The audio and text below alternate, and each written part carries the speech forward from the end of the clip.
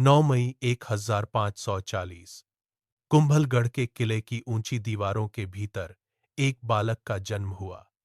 उसका नाम रखा गया प्रताप।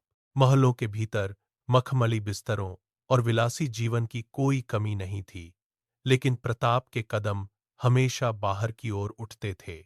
उन्होंने रेशमी वस्त्रों के बजाय लोहे के स्पर्श को चुना।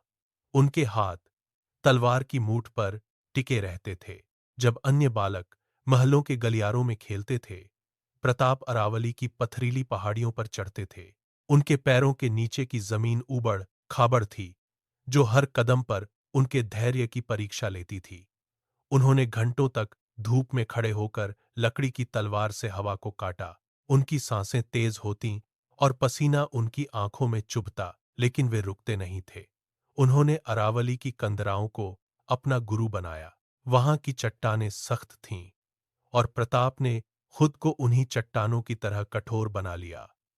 वे हर दिन सूर्योदय से पहले उठते, अपने घोड़े की लगाम थामते और पहाड़ियों के उन रास्तों पर दौड़ते जहां सामान्य मनुष्य का जाना भी कठिन था।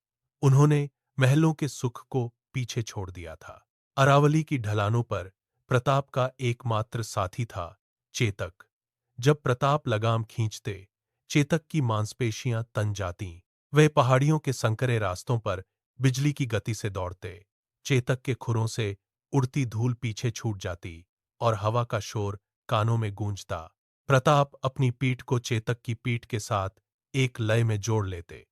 वे दोनों एक इकाई की तरह काम करते थे। चेतक की सांसें तेज होतीं, लेकिन वह कभी नहीं रुकता।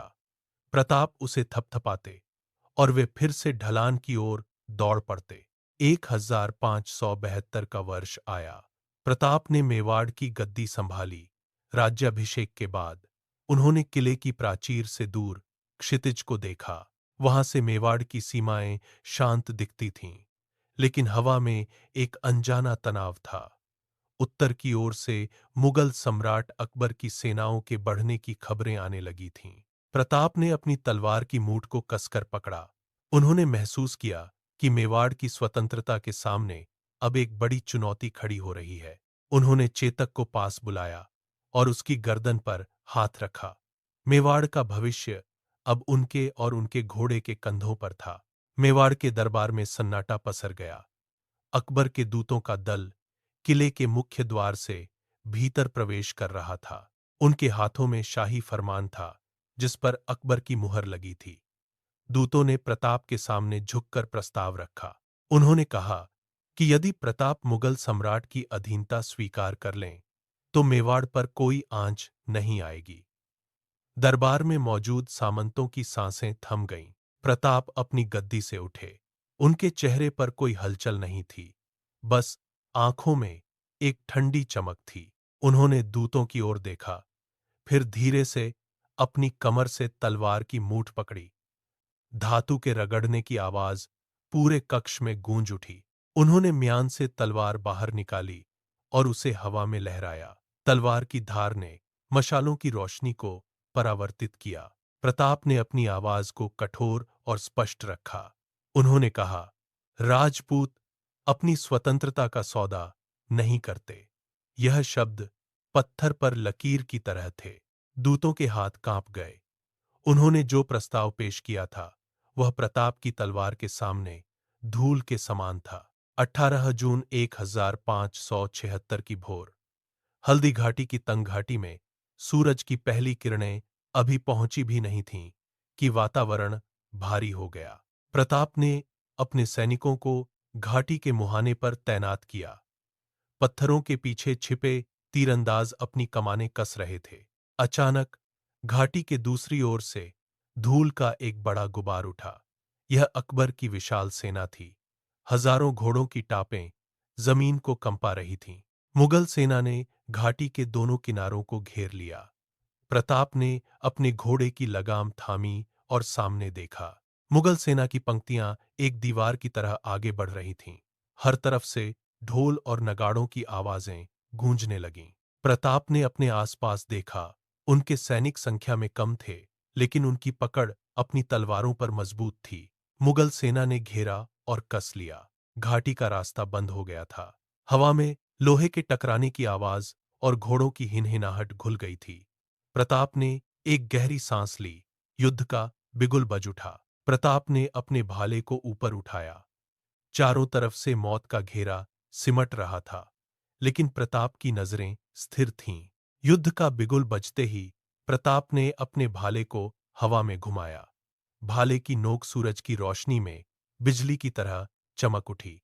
उन्होंने अपने घोड़े को ऐड़ लगाई और सीधे मुगल सेना के केंद्र की ओर दौड़ पड़े। पहला प्रहार इतना तेज था कि सामने खड़े मुगल सैनिक का कवच टूटकर बिखर गया। प्रताप का भाला एक मशीन की तरह काम कर रहा था। वे दाएं से बाएं तेजी से घूम रहे थे। मुगल सेना की पहली पंक्ति पूरी तरह से छिन्न भिन्न हो गई। प्रताप ने भाले को वापस खींचा और दूसरे सैनिक के सीने में उतार दिया। खून की छींटें आसपास के पत्थरों पर गिर रही थीं। मुगल सैनिकों का घेरा प्रताप के सामने ढहने लगा। वे एक के बाद एक मुगल सिपाही को अपनी राह से हटाते जा रहे थे। प्रताप का चेहरा अब क्रोध से तमतमा रहा था।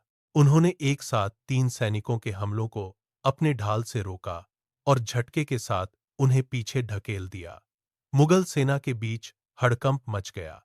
प्रताप की गति इतनी अधिक थी कि मुगल सैनिक उन्हें देख भी नहीं पा रहे थे। वे बस भाले की चमक देख रहे थे, जो हर बार किसी न किसी को घायल कर रही थी। प्रताप ने एक जोरदार दहाड़ के साथ मुगल सेना की मुख्य पंक्ति को बीच से चीर दिया। उन्होंने एक मुगल कमांडर की ओर अपना भाला फेंका, जो सीधे उसके सीने को पार कर गया। युद्ध के बीच अचानक जमीन कांपी। चेतक का पिछला पैर एक गहरे गड्ढे में धंस गया। एक जोरदार आवाज के साथ वह लड़खड़ाया। मुगल सैनिकों ने मौका देखा और चारों ओर से घेर लिया। चेतक के पैर से खून की धार बहने लगी थी। वह दर्द से हिनहिनाया, लेकिन उसने अपने स्वामी को नीचे नहीं गिरने दिया। प्रताप ने स्थिति भांप ली। उन्होंने चेतक की गर्दन थपथपाई और उसे आगे बढ़ने का संकेत दिया।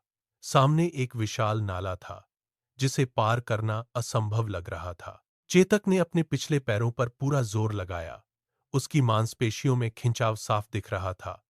उसने एक लंबी छलांग भरी। हवा में तैरते हुए उसने नाले के दूसरे छोर पर अपने खुर टिकाए। वह सुरक्षित स्थान पर पहुंच चुका था। प्रताप ने तुरंत उसे सहलाया, लेकिन चेतक की सांसें उखड़ रही थीं। उसके शरीर से बहते खून ने जमीन को लाल कर दिया था। चेतक ने धीरे से अपना सिर प्रताप की गोद में टिकाया। उसकी आंखें अपने स्वामी के चेहरे पर टिकी थीं। एक आखिरी बार उसने प्रताप की ओर देखा और उसकी आंखें स्थिर हो गईं। प्रताप ने उसे अपनी बाहों में जकड़ लिया। युद्ध का शोर अब उनके कानों तक नहीं पहुंच रहा था। प्रताप की गोद में उनका सबसे वफादार साथी अब शांत था। उन्होंने अपनी तलवार को जमीन पर टिकाया और एक गहरी सांस ली। चेतक का बलिदान उनके भीतर एक नई आग बनकर धधक उठा। हल्दी घाटी के बाद प्रताप ने अरावली की दुर्गम पहाड़ियों को अपना ठिकाना बनाया। महलों के वैभव की जगह अब पत्थरों की कठोर जमीन और पेड़ों की छाया थी। रात के सन्नाटे में प्रताप के बच्चे भूख से बिलखते, लेकिन वे घास की रोटियां खाकर ही अपना पेट भरते। प्रताप ने अपने हाथों से उन रोटियों को तोड़ा और जंगल की कंदमूल खाकर रातें बिताईं। उन्होंने हार नहीं मानी। उन्होंने भील जनजाति के योद्धाओं से हाथ मिलाया। वे रात के अंधेरे में पहाड़ों की ओट से निकलते और मुगल चौकियों पर टूट पड़ते। प्रताप ने छापामार युद्ध की ऐसी रणनीति अपनाई कि मुगल सेना को संभलने का मौका ही नहीं मिला। वे एक पहाड़ी से दूसरी पहाड़ी पर बिजली की गति से हमला करते। धीरे धीरे उन्होंने अपनी खोई हुई जमीन को फिर से हासिल करना शुरू किया। पहले कुंभलगढ़ की दीवारों पर मेवाड़ का झंडा फहराया, फिर चित्तौड़गढ़ की ओर रुख किया।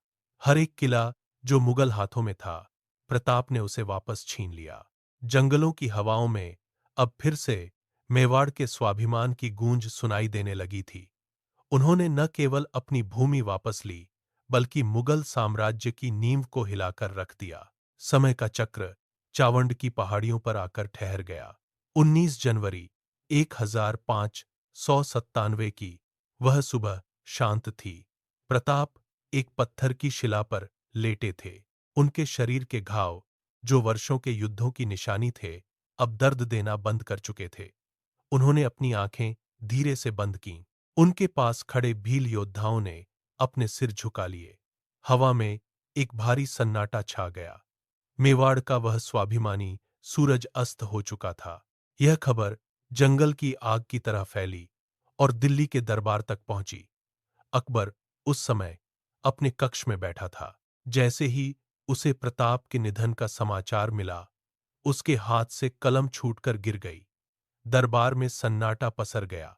अकबर उठा और खिड़की के पास जाकर खड़ा हो गया। उसने दूर मेवाड़ की दिशा में देखा। उसकी आंखों के कोनों में नमी तैर आई। उसने धीमी आवाज में कहा, एक ऐसा योद्धा चला गया जिसने कभी हार नहीं मानी। अकबर के चेहरे पर एक अजीब सी लकीर उभर आई। उसने अपनी तलवार म्यान में ही रहने दी, लेकिन उसके मन में प्रताप के लिए एक गहरा सम्मान जाग उठा। अकबर ने उस दिन कोई जश्न नहीं मनाया। आज भी हल्दी घाटी की धूल को हाथों में लेने पर एक अलग ही एहसास होता है। वह मिट्टी आज भी उस संघर्ष की गवाह है। वहां की हवाओं में प्रताप के साहस की गंध महसूस की जा सकती है। जब भी अरावली की पहाड़ियों से हवा गुजरती है, तो वह पत्थरों से टकराकर एक गूंज पैदा करती है, जैसे कोई योद्धा आज भी अपनी मातृभूमि की रक्षा के लिए खड़ा हो। प्रताप केवल इतिहास के पन्नों में दर्ज एक नाम नहीं है, वे उस स्वाभिमान का जीता जागता प्रतीक हैं, जिसने कभी भी विपरीत परिस्थितियों के सामने घुटने नहीं टेके। उनकी विरासत किसी महल या खजाने में नहीं, बल्कि उन लोगों के संकल्प में जीवित है जो अपने सिद्धांतों के लिए खड़े होते हैं। हल्दी घाटी का हर कंकड़ और पत्थर यही कहानी दोहराता है कि जीवन का अर्थ केवल जीवित रहना नहीं, बल्कि अपने मूल्यों की रक्षा करना है। प्रताप ने सिखाया कि जब चारों तरफ से रास्ते बंद हो जाएं, तब भी अपने भीतर का साहस ही एकमात्र मार्गदर्शक होता है। आज भी मेवाड़ के कण कण में उनकी वीरता की गाथाएं गूंजती हैं। आने वाली पीढ़ियां जब भी उस घाटी से गुजरती हैं, तो उन्हें प्रताप के उस संकल्प की याद आती है, जिसने एक विशाल साम्राज्य के सामने भी झुकना स्वीकार नहीं किया। उनका जीवन एक ऐसी मशाल है जो कठिन समय में भी सिद्धांतों का मार्ग दिखाती है। प्रताप का नाम आज भी स्वाभिमान का पर्याय है।